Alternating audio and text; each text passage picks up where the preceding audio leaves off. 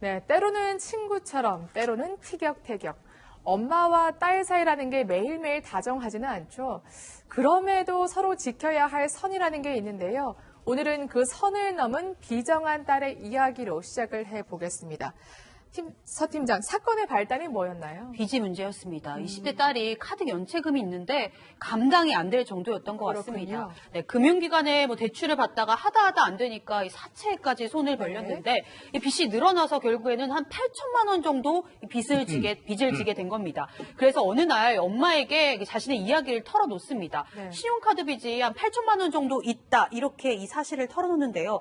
사실 이 집에 이뿐만이 아니라 과거에도 좀 힘든 상황이 여럿 있었습니다. 그렇군요. 남동생이 좀 오랜 기간 한 7년 정도 투병 생활을 하다가 2015년에 결국 숨지게 됐는데요. 그 이후에 좀 엄마가 충격을 받아서 우울증을 앓고 있던 상황이었고 그런 충격에 더해서 이 딸이 빚을 지고 있다는 이야기까지 들으니까 엄마 입장에서는 얼마나 속이 상했겠습니까? 그래서 함께 죽자 이렇게 하면서 이 딸을 질책했고 이 두 모녀 사이가 갈등을 빚게 된 겁니다. 솔직히 딸이 빚을 8천만 원이나 졌는데 어느 부모가 잘했다 이렇게 하겠습니까? 당연히 꾸짖었겠죠.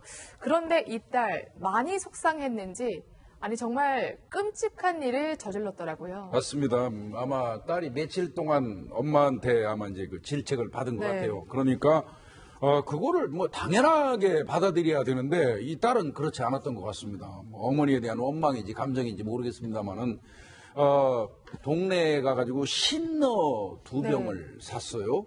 그래서 어머니가 샤워하는 사이에 그 신너 한 통을 어머니가 샤워하는 그 화장실 문 입구에다가 뿌렸고요. 그렇군요. 그 이후에 다른 곳에다가도 나머지 한 통을 쭉 뿌린 다음에 종이에다 불을 붙여가지고 바닥에 던져버리는 바람에 이제 집안이 거의 전소되다시피 했고요. 그래놓고 본인은 그냥 홀로 그 현관문 닫고 빠져나와 버린 겁니다. 그렇군요. 그 사이에 이제 어머니는 그 샤워하다가 불이 나니까 이제 나왔다가 이 사망을 하게 됐는데 어머니 같은 경우는 현관문 입구 쪽에서 쓰러진 채 발견이 됐는데 차후에 보니까 전신에 화상을 입었고 결국 치료를 받던 중에 폐혈증 쇼크 등으로 사망에 이르게 됐습니다. 그렇군요. 그러니까 딸이 불을 내놓고 혼자 탈출한 겁니다. 이런 추측도 가능할 것 같은데요. 샤워 수증기와 화재 연기를 구분 못하게 하려는 의도가 아니었을까?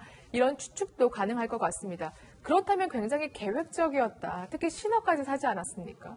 그렇습니다. 딸 주장은 어머니와 같이 동반 자살하려고 했다고 하는데 이건 일치 안 맞고 왜냐하면 자기 어머니가 샤워를 하는 중에 아까 말씀대로 신을 뿌린 다음에 불을 붙였어요. 그 신호라는 걸 알다시피 폭발성이 강하지 않습니까? 휘발성이 강하기 때문에 불이 금방 붙었는데 본인이 그 불을 보고 도망갔다고 했는데 실제적으로는 신호를 준비할 때도 사람들한테는 어머니가 사와라고 했다. 이런 식으로 변명했기 때문에 그 범죄를 숨겼고 또 그리고 불 붙었을 때 불탔다 하더라도 무서우면 어머니한테 소리칠 수도 있지 않습니까? 이거 전속 살해거든요. 그런 상황이기 때문에 좀 힘들었고 또 그리고 경찰 조사 과정에서 인터넷 검색을 확인해 보니까는 그 인터넷 검색을 뭘 했냐면은 전부 고유장과 마찬가지예요. 거기에 보면은 신호 이용한 방화 아니면 살인 청부 극단적 선택 이런 거를 검색했다는 얘기예요. 그렇다면 미리 신호를 준비했고 어머니를 살해하려고 준비했다고 본다. 그렇다고 한다면은 추가적으로 무슨 보험 관계 때문에 어머니를 살해한 것까지는 모르겠지만 어떻든 자기가 질책을 받은 거로 해서 충동적으로 어머니를 미리 신을 샀다는 거는 미리 계획적으로 준비한 거로 볼 수가 있는 거죠.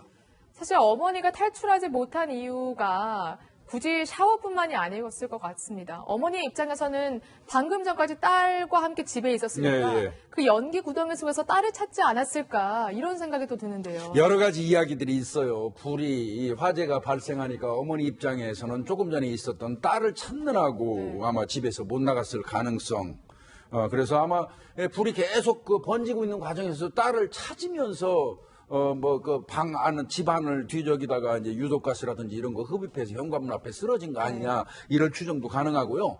제가 볼 때는 이 딸은 아주 고의적입니다. 고의적이다. 특히나 불을 이 붙인 장소가요. 어머니가 샤워를 하고 있는 그 문 앞에 신호를 뿌렸잖아요.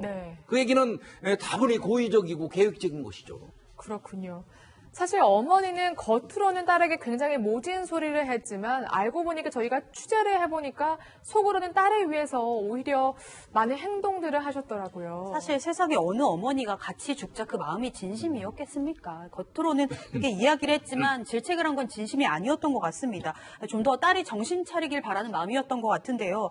심지어 그 빚을 딸이 그렇게 큰 돈을 빌렸다는 이야기를 들은 이후부터 식당 일을 시작했다고 합니다.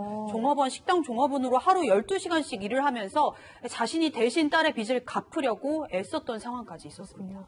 그런데 반대로 딸은 수사기관에서 어머니가 한 짓이다, 오히려 어머니 탓을 했다고 하더라고요. 사실인가요? 맞습니다. 사실 신원을 왜 준비했냐 할 때도 어머니가 극단적 선택을 하기 위해서 뭐 준비하라고 어머니가 시켰다 이렇게 네. 어머니 탓으로 돌리기도 했고요. 말씀하신 것처럼 계획적인 정황이 몇 가지 더 드러났는데 이 사건 이후에 이 채무자들이나 이런 주변인들에게 마치 어머니가 극단적 선택을 시도하려고 했던 정황이 있었던 것처럼 문자 메시지를 꾸미기도 했습니다. 그렇군요. 네, 어머니가 좀 이상하니 병원을 가봐야겠다. 뭐 어머니 사망 이후에는 그냥 버틸 걸 엄마가 정말 힘들었나 보다 이런 문자 메시지를 보내기도 했던 거죠. 그렇군요. 정말 어이없고 안타까운 마음까지 듭니다.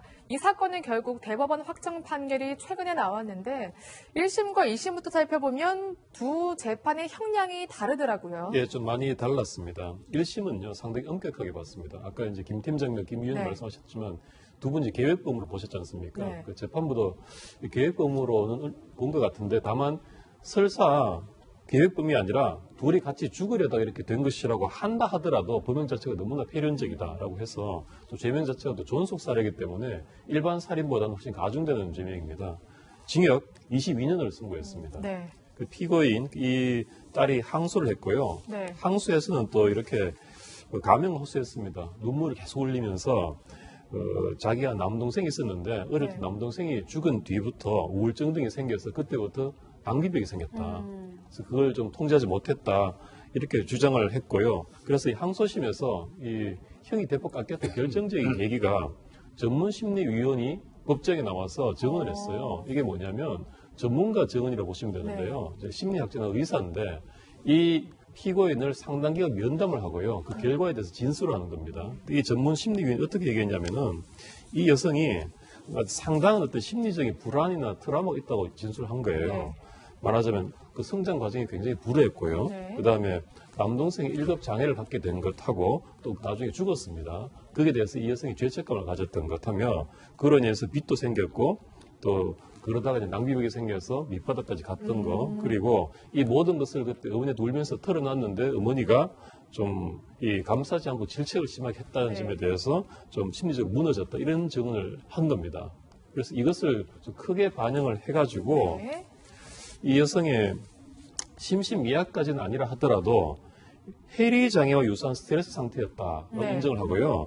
그래서 참작을 해서 5년을 감형을 해서 그렇군요. 징역 17년을 선고했는데요. 네. 그 취지가 이 여성이 이제 20대 중반이거든요. 네. 17년 정도 선고를 하면 한 40대 중반 정도의 그 사회에 나오게 됩니다. 네. 그래서 40대 사회에 돌아가서 좀 복귀할 수 있도록 한다라고 하면서 마지막으로 돌아가신 어머니도 이런 재판부의 결정을 허락하실 것이다 이렇게 덧붙인 바 있습니다. 네. 그리고 동형량은 대법원에서도 확정이 됐습니다. 그렇군요. 하지만 지금 누리꾼들의 반응은 좋지 않습니다. 이렇게 감형이 되고 대법원에서 징역 17년이 확정된 데 대해서 어머니를 숨지게 한 자식에게 17년형? 이게 사회정의냐? 그 사람이 정상적으로 살 거라고 확신을 갖고 5년을 감형해주냐? 이러한 반응을 보이고 있습니다. 판사는 또 이렇게 선고를 하면서 이렇게 말했다고 합니다. 어머니에겐 이제 단 하루도 주어지지 않지만 피고인에겐 교도소에서 17년이라는 시간이 주어졌다. 이 시간을 감사히 여기고 어머니께 용서를 구하십시오. 이 20대 딸이요, 어머니의 꾸지람은 듣지 않았어도 어쩌면 마지막 기회인 이 말은 새겨 들었을 것으로 저희가 믿어 의심치 않겠습니다.